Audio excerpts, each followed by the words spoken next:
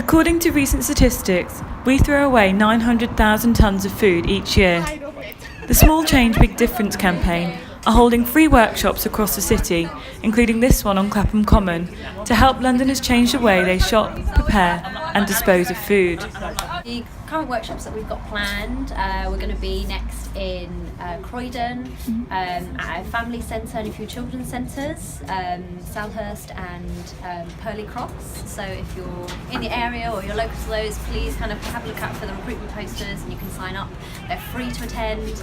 We're also going to be going to Sutton and Hounslow.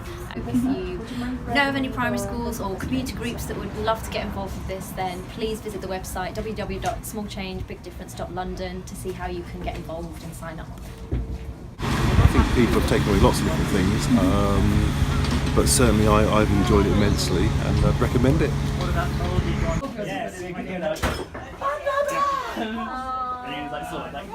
My local council has no program to do composting or food waste and processing and things like that. So I'm just empowered basically to do some campaigning and things like that.